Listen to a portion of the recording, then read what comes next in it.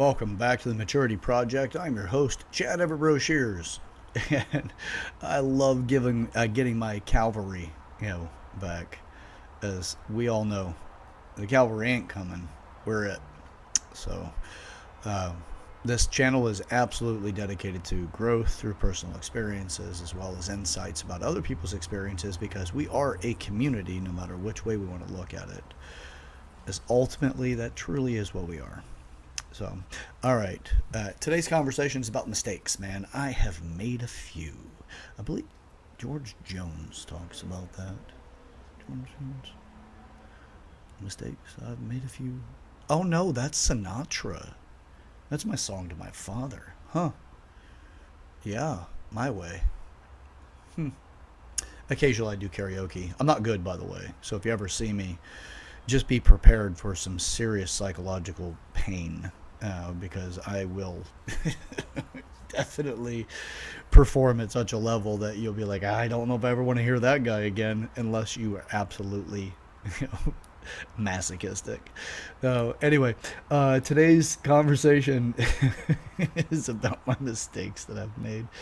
Oh God. Yep.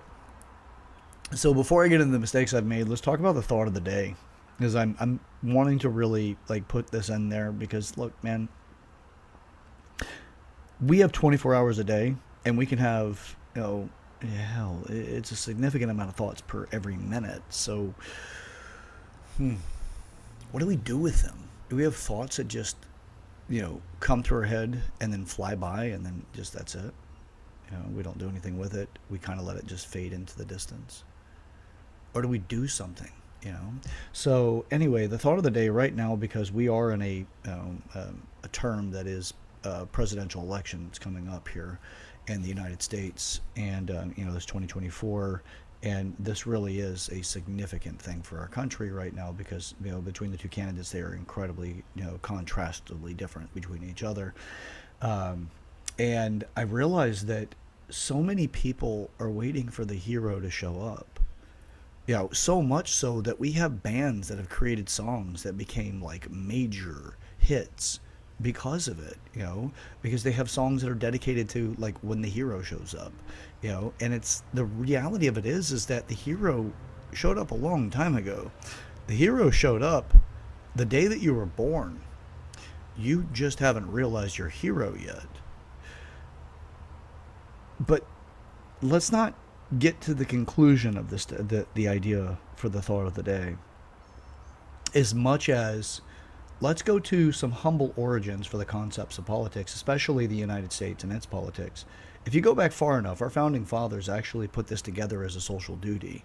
It's a civil duty, that if you were elected to office, your job is to represent the people for, it was a populist position, which is for the people that are in your immediate area. Your job is to, and that still is it. It's just that we've lost our way and we've made it into something commercial. We made it into a career. When we first started with politics, it was not a career. The thing is it was actually a stress. It was a duty that would cost you extra just simply to hold that position. You didn't make much money off of it. It would create more hardship in your life than it was monetary benefit. So they were like, well, this is my civil duty. I have a responsibility to my citizenship and my neighbors. And that's what it was set up for. So my neighbors is my populist viewpoints. I'm responsible for the people that live within my area. So it was something that people didn't really seek out office for anything other than I'm just tired of the way it's going, or I see something that really does need to be addressed in the way that maybe we should, get one of the people that represent us to go to, whether that is local, you know, state or federal government, and they need to go, air our position or, air our grievances, depending on what exactly the thing is, and try to get laws passed that would actually represent that particular area if it needed to be done. That was what it was. And people on average were really aggressive about doing what they could to get out of that position, Then you got attorneys that got involved, and before you know it, it became a for-profit direction because they figured out how to make a business out of it. But prior to that, you had farmers, you had people that worked in mills, you had all kinds of different, just the people that lived with you that were the individuals, that truly were out to try to represent you. And now you have people that, when you meet them, they don't necessarily seem like they really care, but they do seem like they're trying to care enough to get you to consider them as being the best option. And we've got to the point now where you've got so many large corporations that have their benefits associated with a particular rep that's in office based off the party they're in, and then how they've positioned their business or their company or corporation or industry towards that particular political party, and how they're going to implement their strategies based off of history. And then however they think they can take, opportunities to make, advantages for the future. So it's left the people a long time ago. There are very few representatives that get elected that truly are representing the people. Now, you get a lot of people that truly do want it, but once they get into it, what you don't know what happens behind closed doors is the actual most disgraceful and disgusting things possible as more and more information comes out from people that are truly outing what's going on behind the scenes. People that would sacrifice the potential for a second, third, or fourth term just simply because they feel it's wrong and the American people should know.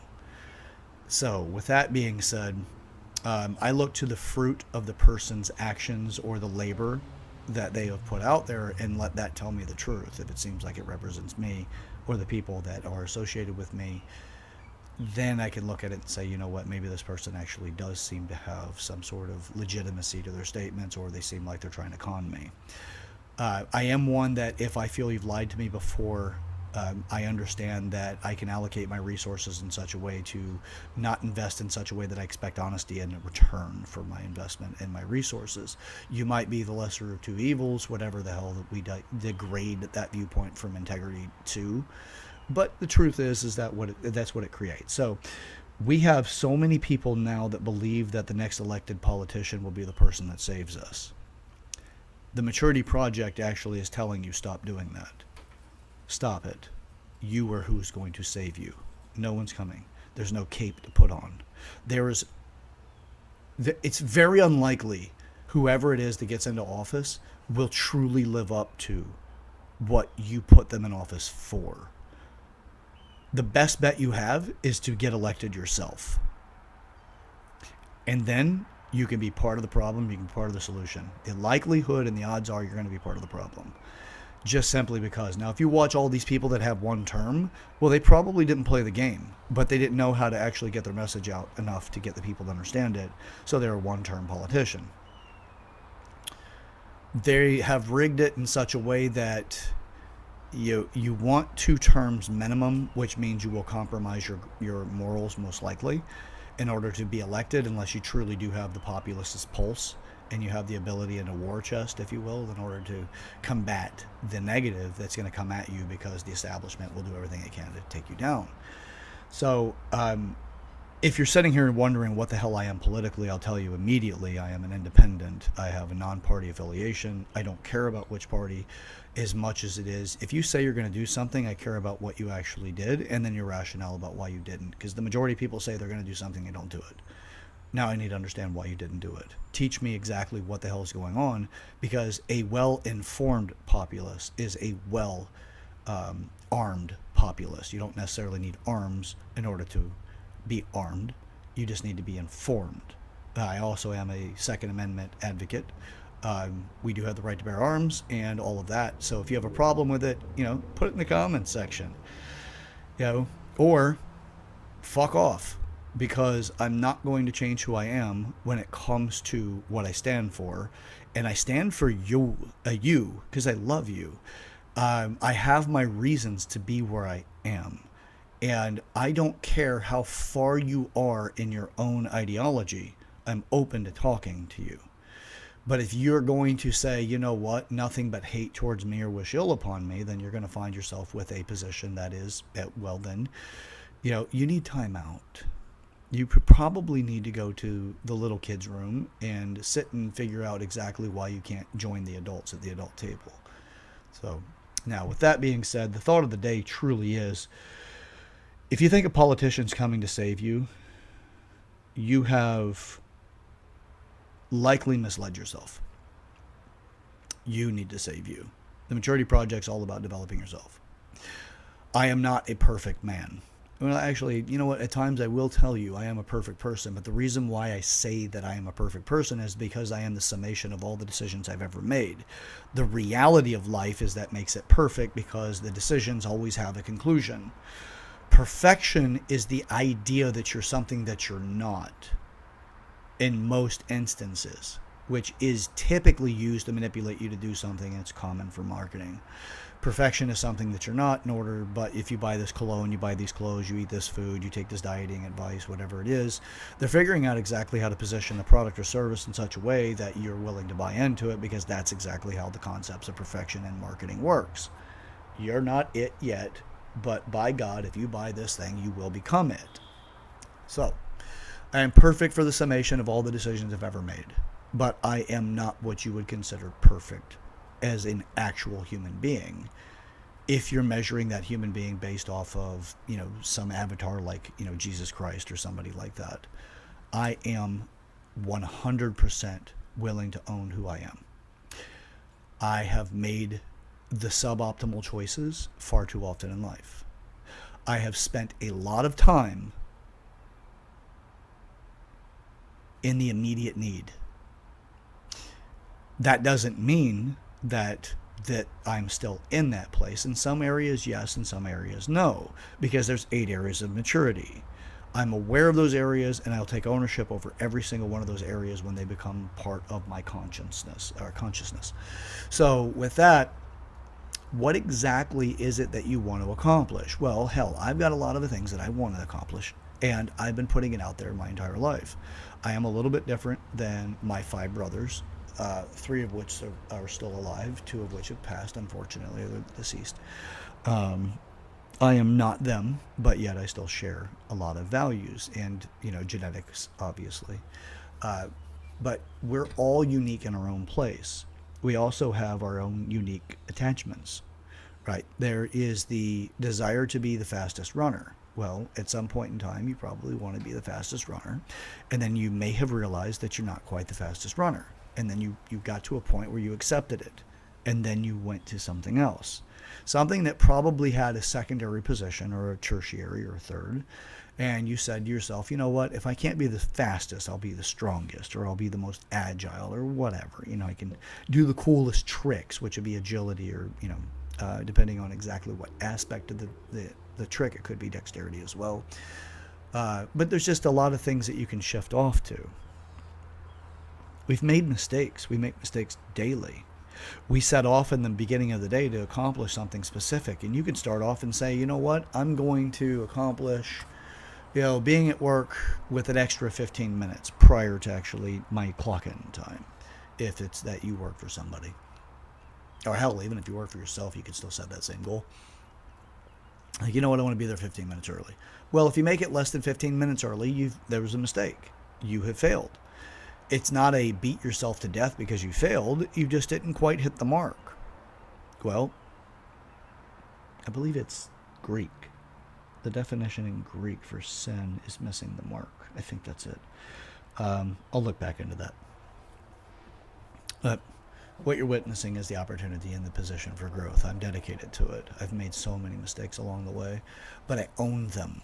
But I own them to a significant degree, but I stop that ownership of my own mistakes at the point that it might harm somebody else because they made the mistake with me, and I can't force them to take ownership of the mistake into their own lives.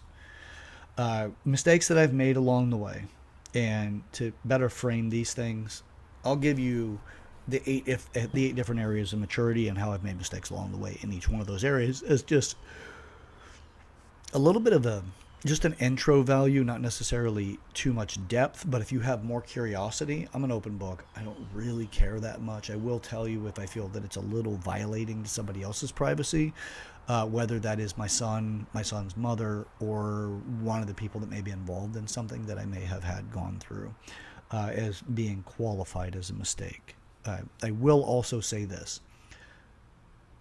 I've never made a mistake I didn't learn from. And the net benefit is that I grew. But the mistake still has its consequences that I will be responsible for. And I have been responsible for because I choose to be. I don't hide them. I don't avoid them. And I don't deny them. But if it gets into that area where it might be something that somebody else, they themselves, prior to now, because I've made a declaration I'll never do again, and I'll get to that whenever I get to sexuality. Um, so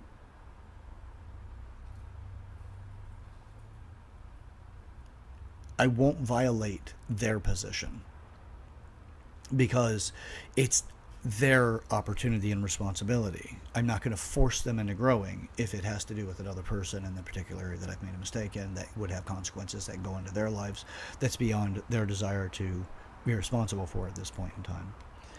So, but I will be responsible on my side. And I'm continuously working on getting to the point of 100% clarity and clearing so that there is no misconstrued positioning or encrypted language in order to actually exist, which I've done a lot of in my lifetime, unfortunately. But that's whenever I made the declaration for being honest no matter what. And then I came up with this squirmy way. And it's not like I actually intentionally set off to make this thing squirmy, or, intending to try to get away from something. But I came up with an encrypted way of speaking, which would mean that I did make the statement, I did tell you, but you didn't comprehend what I was telling you in such a way that you actually got what I meant. That's communication, and I was taking advantage of and manipulating that area. So I'm not out to tell you I'm a perfect person. I'm not. I actually recently did a video to tell you that I am not a good person.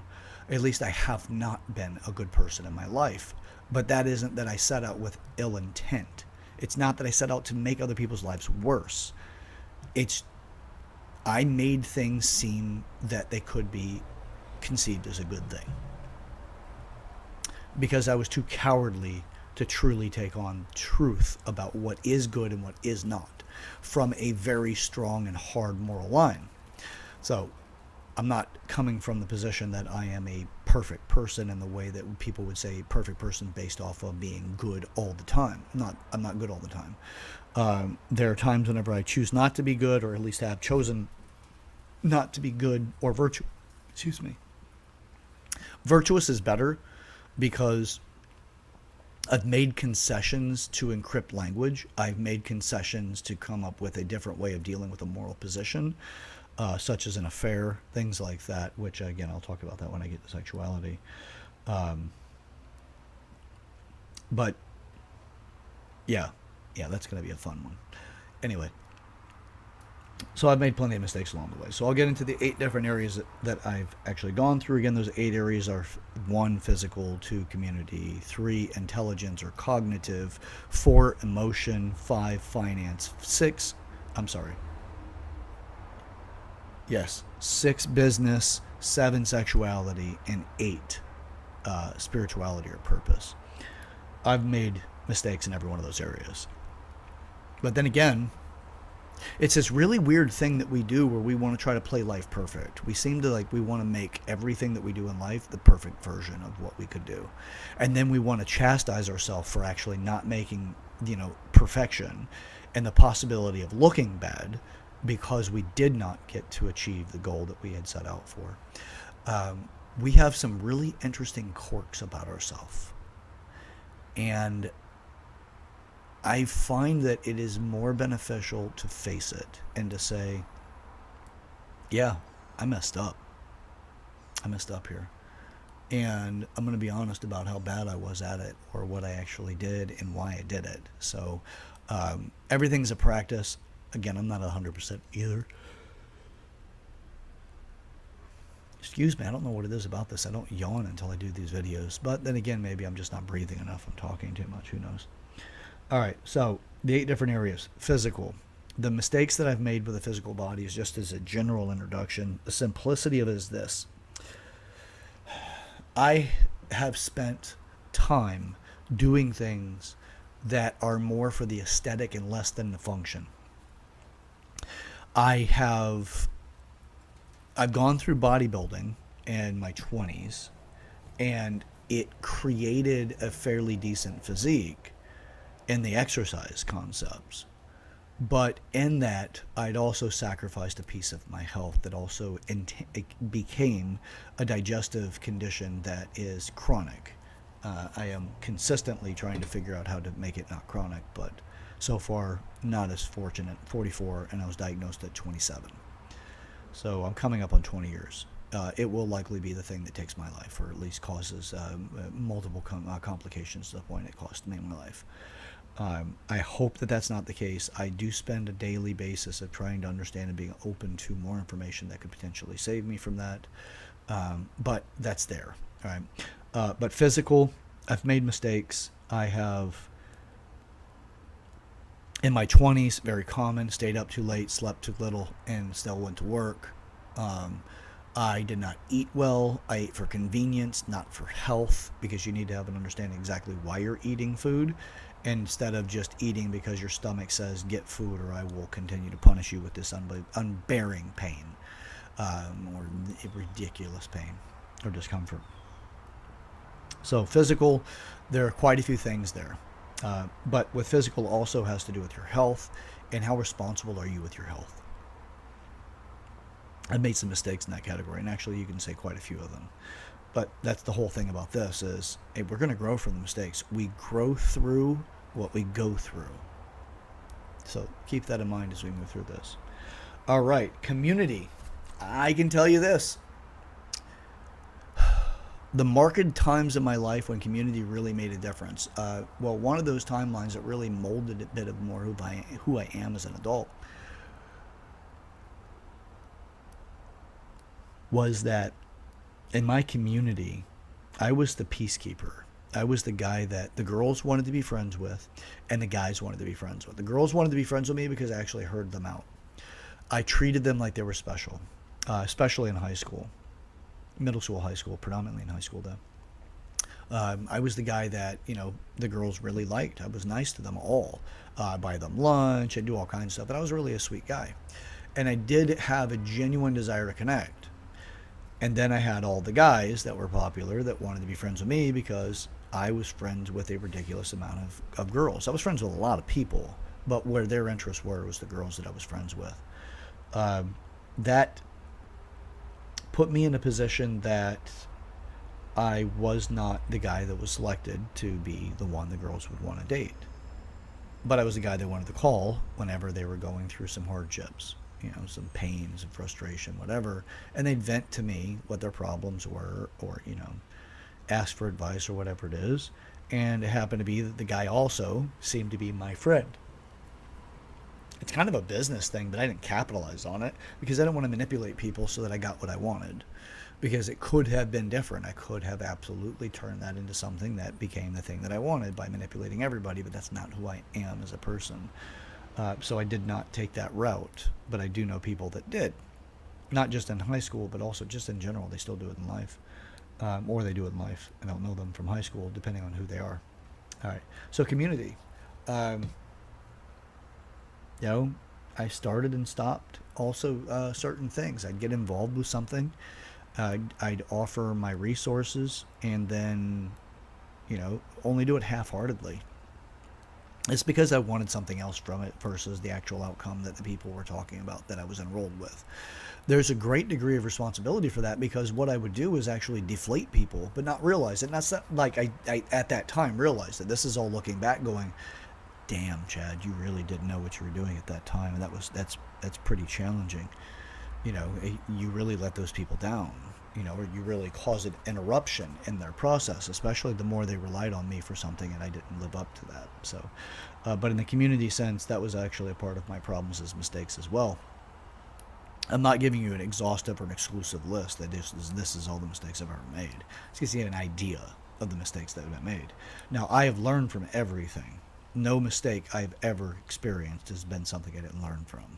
I've always grown, always developed, because I'm dedicated to that.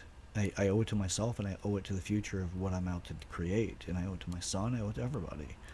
So, all right, so community. Intelligence. Yeah.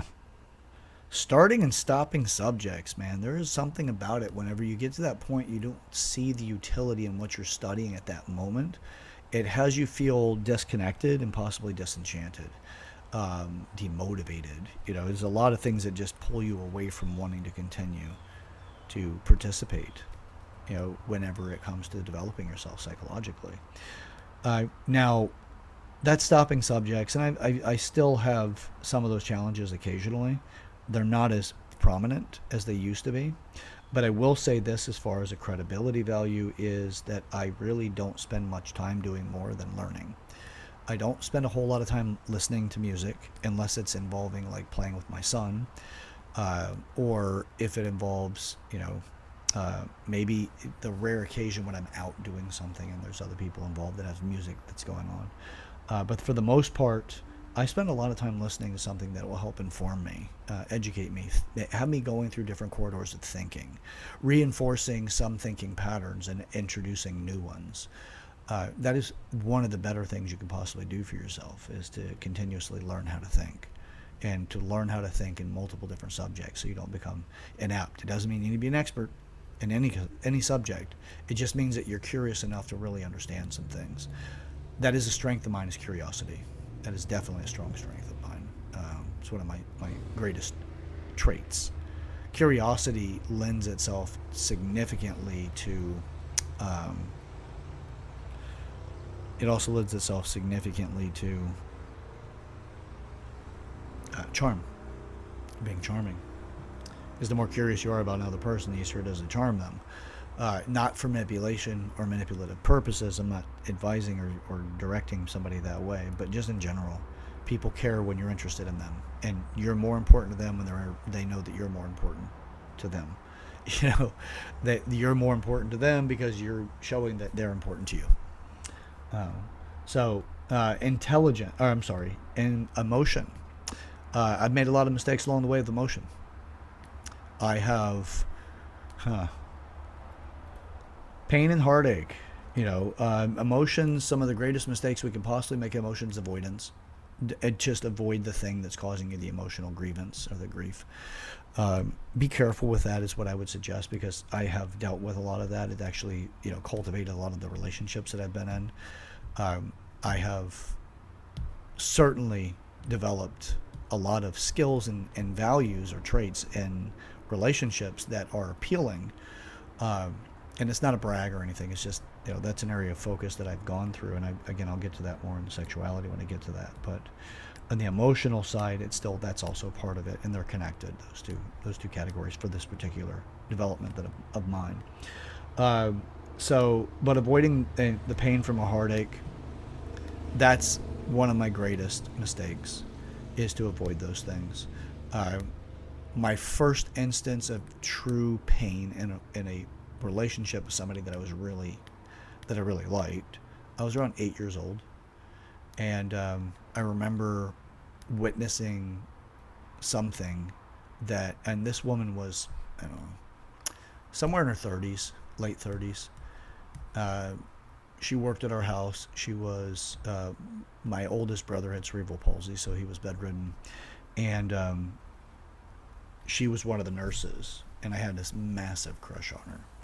And my father had started an affair with her, and I wasn't truly aware of the affair. I mean, I was young, 8 years old roughly, and I'm pretty sure it was 8. And I had heard them one night through her bedroom door at her house. And at that moment, when I realized what I was hearing, I immediately told myself that, women don't care about me. Emotionally, that set me up for something, and it made me believe that women don't care about me, and they were not going to care about me. Now, that doesn't mean I sit around all day and twiddle my thumbs going, women don't care about me. It's set in the background. It's set in the foundation. Another instance is when I was 16. It was my high school sweetheart. I happened to be the guy she lost her virginity to. I was really into this girl, and I was really good friends with her brother. And she was my high school sweetheart. And she had told me one night when we were all out, at the movie theater, local movie theater. Unfortunately, now it's closed, but we're sitting in the parking lot, and she had told me that she had a confession. I had thought that she was going to tell me that she loved me, and I was really like thinking that she's about to tell me she loves me. And then she says, I need to tell you something. And then I'm like, okay, well, she's definitely going to tell me she loves me. That makes sense. And then she told me that the entire time, every time we were together, she thought about my two best friends. Obviously, that was incredibly crushing, and it made me believe that women they really don't give a shit about me. They'll destroy me if they can. If I give them any emotional position or space, they just destroy me.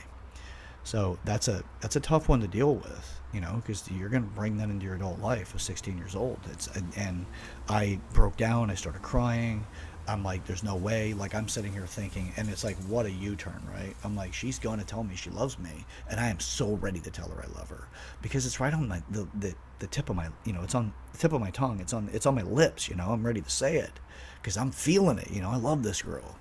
And then she tells me that, and I'm like, no way. And it's such um, a dissidence, right? It's such a distance from what I really felt to the realization of what she was saying.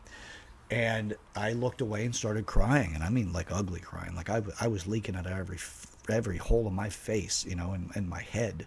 If my ears could have been leaking tears, they would have as well.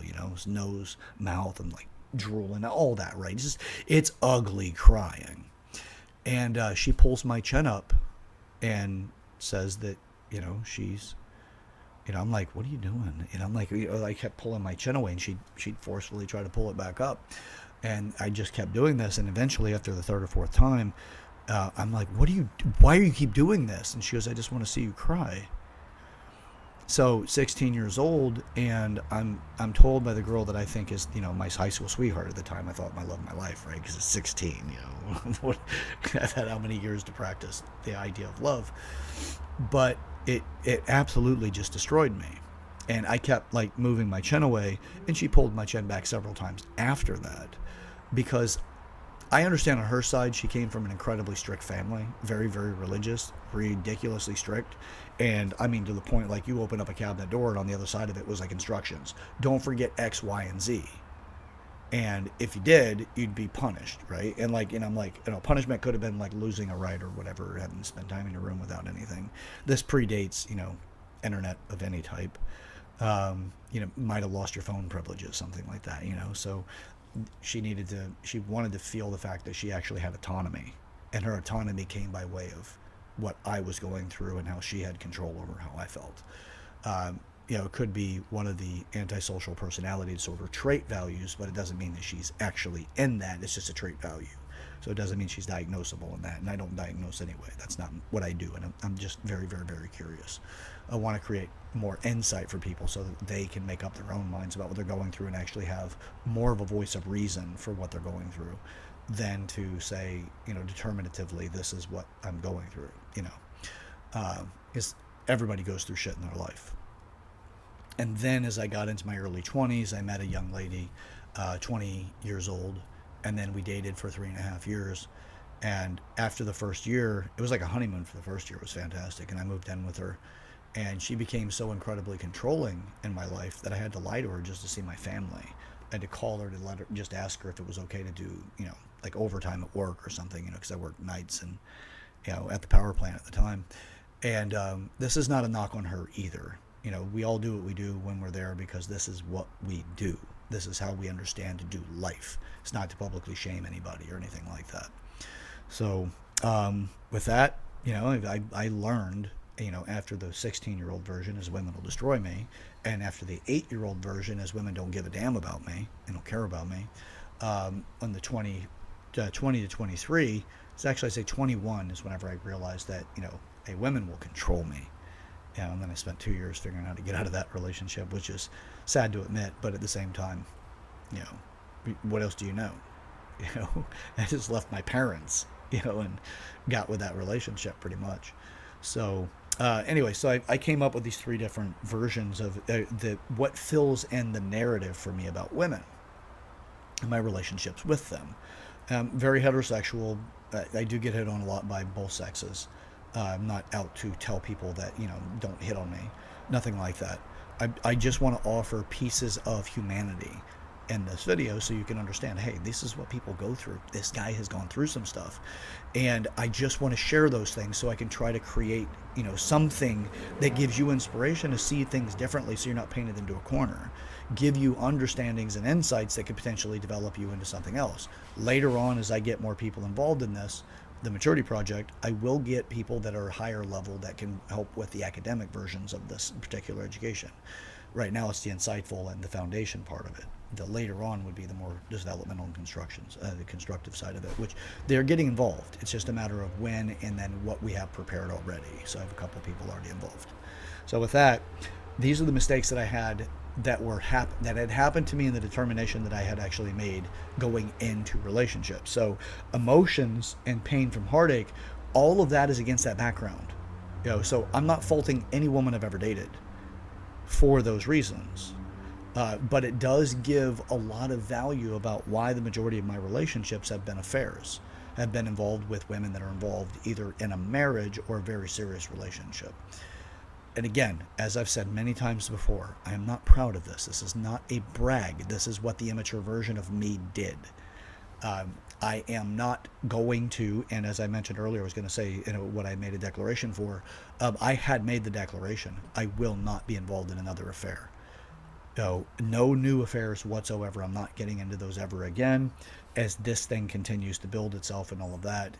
If there is a woman that is interested in me and I am in a situation where that could be actually reciprocated, if you are involved in that way, you will not go anywhere with me. I will not accept that direction moving forward. You have to do something to change your life, and I'm not going to be an escape.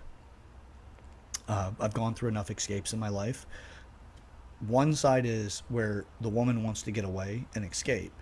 The other side is the facilitator of a fantasy. I was the facilitator of a fantasy, and I will tell you right now, it is not the most rewarding experience you'll have. You'll play a role, you'll do something, but you are going to be denied aspects of your humanity, because the more real you become to that person, the more likely they are to not like you as much as they did when you were the fantasy. You're more fun as the fantasy. In an affair or in a relationship with somebody that is deeply involved with somebody else, it's the escape away from the day-to-day living, the challenges that they're dealing with, that they want you for. And if you start becoming real to them, you take away the motive. And then it becomes this thing where it just becomes stressful, and it's actually a magnitude of stress moving forward, because you're no longer that benefit, but you have emotional ties, and then there comes the fights and the upsets and the frustration and all the rest of that stuff.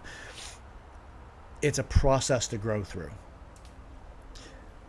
If we could all just be directly honest with everybody in our life and not hide behind shame, guilt, or whatever that we seem to be locked behind, we would have a better outcome in life. Because people would just say, I accept this or I don't. And then you would not prolong the upsets and take people's... The longer you're involved with somebody that you don't want to be involved with anymore, you're actually taking something from their life. Now, there's an exchange value, right? You're giving something to them, and they're placated, if you will, with you because you're providing something to them. But you don't want to be with them. And then what it is that you're just not courageous enough to do something about it. When they finally come to that realization, don't be surprised if they come to that realization with some real frustration that you have been doing this for so long, and then that will add into the experience of betrayal. It's not just betrayal by itself. There's a qualitative value of all these other variables that come in to say, you've been screwing me over for this long. I could have done something else. I could have pursued another relationship. You were the one that was in control, and you didn't actually do anything with that. Well, that goes into the emotional side. So I've made many mistakes when it comes to that. I'm spending a lot of time on the emotion side because the majority of people don't believe you can develop yourself emotionally. Yes, you can. The thing is that you don't know how. The Maturity Project will teach you how. Learning what it takes to break yourself of an addiction and thinking, or a person that you're dealing with on a regular basis that seems to be kind of addictive for you, obsessive, if you will, is you start...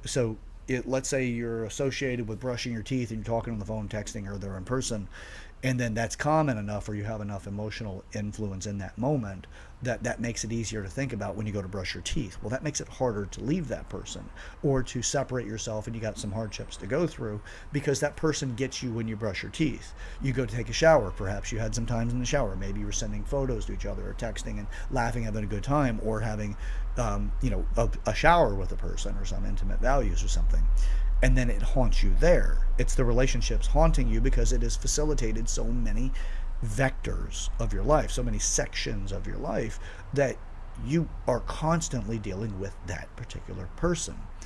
Well, it takes replacing that with other thoughts to get you free of it. You have to think about outside of that, and it's a structural thinking process. It's definitely a much more complex thing to illustrate, but when you get down to it, it's really simple. You're just replacing thoughts. You're associating something in a thinking process so that you can start getting a little bit more time away from thinking about that person. That's the obsession concept. So when it comes to emotions, that's definitely a part of it, and I've made many, many mistakes in that. I've made many mistakes in every single one of these categories. I've just gone on for a particular period of time because of you know, the detrimental value of emotions, because emotions seem to be the puppeteering of a lot of other aspects of our life. So, financial. Thinking money is the root of all evil is one of the biggest mistakes I've ever made. But it wasn't my idea. I was given that idea, it seemed to make sense, and I associated a lot of reality around that, which means I was not open to investing. I was not really geared towards or motivated to create a lot of surplus of money. It was, I don't need much more than what it takes to pay my bills. These are not surface level conscious thoughts. These are subconscious thoughts. I accepted the idea, it was insidious enough, it got into my subconscious. Caused a lot of problems because that root valued into everything else. Why would you invest money if you think money is the root of all evil? I don't want to become evil. Who wants to become evil? You know, what I would say is it's for the people that like to accumulate a lot of money. That's an ideal, infectious idea to give to people. Like, yeah, money's the root of all evil. Funnel that stuff to me. Don't worry, I know how to take it. Don't worry. Or you don't even know that that's where the money's going. I've got the right funneling system around you. Throw your money at me. That's definitely like the people that benefit in that. But that's an infectious idea. The money is the root of all evil. Business. I have spent a lot of time pursuing money over, and I don't mean like I'm following right. Money's all root of all evil. I mean pursuing money in the sense of just paying my bills. But I realized that my bills went from a certain amount of money. Let's say initially it was 20% of my income. Well, the more I did that job, the more that debt or the requirement of that income went up. When I left working in the power industry after 10 years in it, uh, my income to expenditure was about 95%. I was spending about 95% of the money I made on anything to distract me from the hardships of what I was actually dealing with in life. The frustrations that I had that I was doing something that I was not that purposeful about. I was feeling very, very dissatisfied with it. That was a major thing for me. And I realized it, and I was like, wow, I need to reset this because I don't want to live my life like that. I don't want to get to the point where I'm spending, $100,000+ a year just simply so that I could exist to the fact that I'm doing this for a living.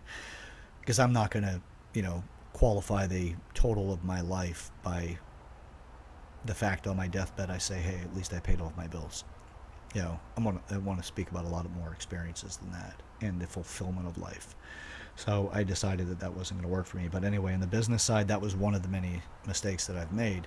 The other is, again, the pursuit of money or paying my bills over, which, by the way, paying your bills is important. I'm not saying don't do that.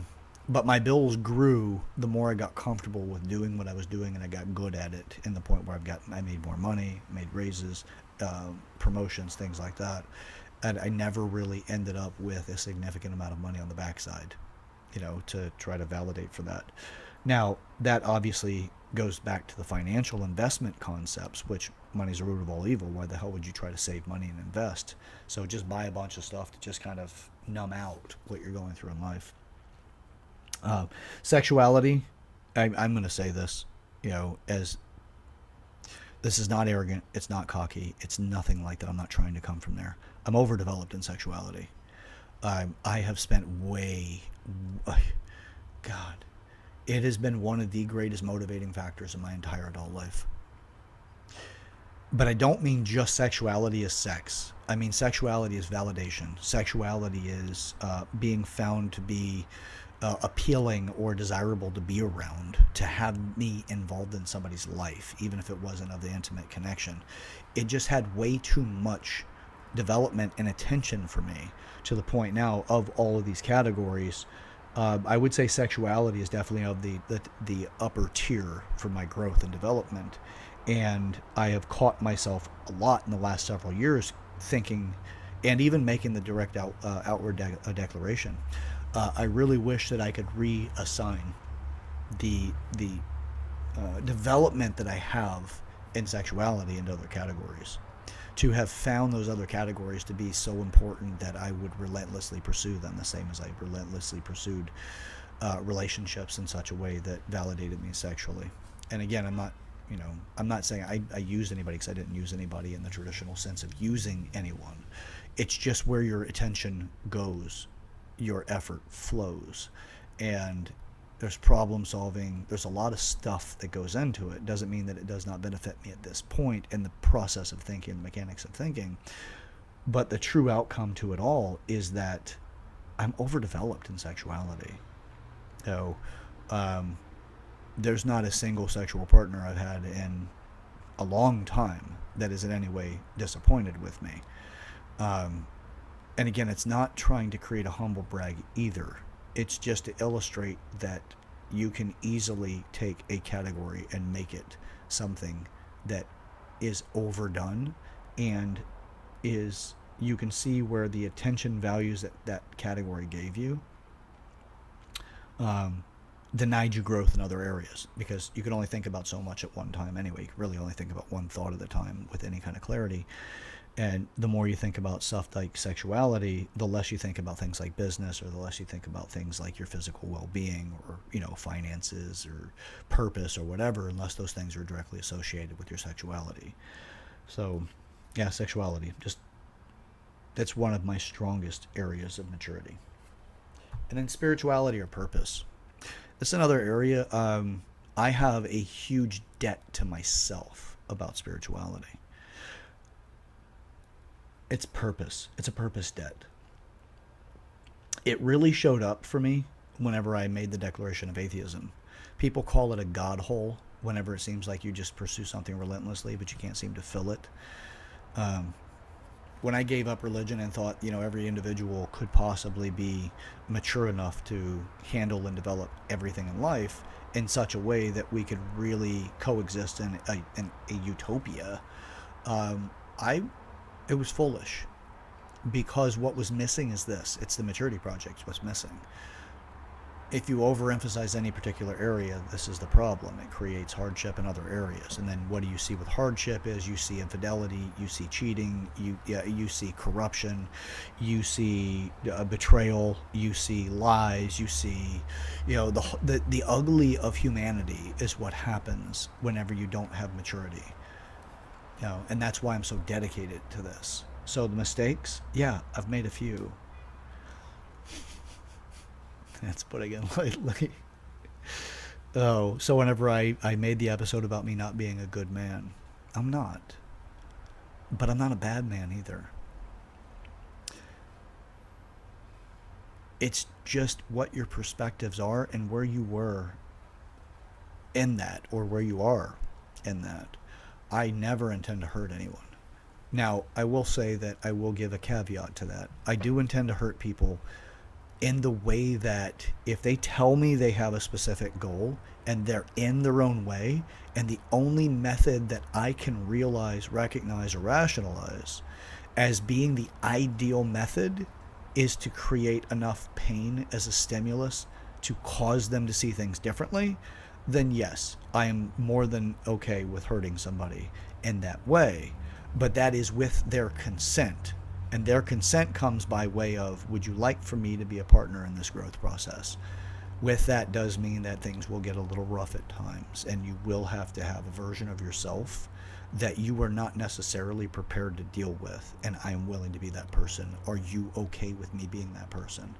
And if I get a commitment from that, then I will hurt people intentionally. The person that is in that agreement, not other people. If you have not given me that consent, I will not do it. Now, I do give the people in my life that consent as soon as they become meaningful in a way that actually has to do with my purpose. Everybody really does, and I want to say this so it doesn't sound so flippant or so passe about people that I don't know very well. I care about all of you. I do. I love you. I love all of you. Here's the thing. I don't know you all. I'm not connected at that level with all of you. Now, you can get me to get more connected. Comment in the comment section. I'll be happy to actually engage with you. So more than just Susan, God, I thank you so much, Susan. You're badass, and I love it that you do comment as you do. But I also get a lot of text messages. But the community never knows. They don't know that unless I tell them. And even then, it's harder to just tell them what's really going on than it is for you to just be a part of that community and truly own who you are in that. So comment in the comment section for that. I truly am out to just try to create the best outcomes for everybody. I really am. If you don't give me the consent, I'm not going to openly or intentionally hurt you. That's not the way that I am. I'm a very loving person, and I want to see the best for you. Now, if I feel that truly the only way to get to that level of awareness is to put you through enough discomfort or pain in order to actually see it, then I'll ask you for that consent, and I'll let you know what I think will be helpful. But you've got to give me that consent first. So to make that very, very clear and strain the point, I don't do it involuntarily. I don't do it just because I feel like a God complex. No, we're going to do that with an agreement. And that actually, when I get into the power couples conversation, which is, I am working on a relationship handbook or workbook that'll be from superficial to power couple. It's not the actual title just yet. I'm still working on it. Not really settled in completely on exactly what the title of that book's going to be. And again, it's a workbook. You actually actively have to do your homework with it. You don't just read it and be like, oh, okay, great, I know everything. Whatever, you can't. Not with this one. That one has a lot of this in it. You know, if you want to be a power couple, you really want to create that level of consent. You can have multiple power couples, by the way. It doesn't have to be an intimate person. It's just people up to something in your life, and you're a power relationship with that person. You know, you're a business couple. There's all kinds of different ways of looking at it, but I'm not talking about intimate couple in a way of being sexually intimate with somebody. That would be like just directly with a, intimate sexual partner power couple. But like I said, terminology or the terms that I'll use for that will come up in time. Ultimately, the thing is that I really want to try to get to the points of things that matter for you. And I want to help make the insights necessary for you to see some shifts in your life, give you the right ammunition to be able to truly make a difference for yourself. So you can plant the seed today, and it may not make sense as it grows to what you could do with it until it actually does give you the fruit of or the yield from that crop. You can look at a wheat grass and think, well, it's not valuable until it becomes wheat. And you got it in its young phase, and then you can actually turn it into a super drink, right, or superfood drink. There's all kinds of things like, that every single fruit-bearing tree, whenever it first starts growing, you don't know what the hell it is until it starts bearing fruit. And then you can sample that fruit and find out what the heck it is. So the same goes with anything that we go through in life that inspires us for change. You don't know exactly when it's going to set in. So it's a farmer's technique. I just want to plant the seeds necessary in order to make a difference for you whenever it actually is right for it to make a difference for you. There's a lot to the soil that needs to be turned before that seed can truly germinate. You might be ready for it, you might not. Just be patient. Give yourself enough love, because love's like sunlight. And the shitty stuff you've gone through in the past is the manure that turns into the soil. Add the two things together. Add a little bit of rain from emotions, man. You got stuff going on. And the next thing you know, purpose brings life.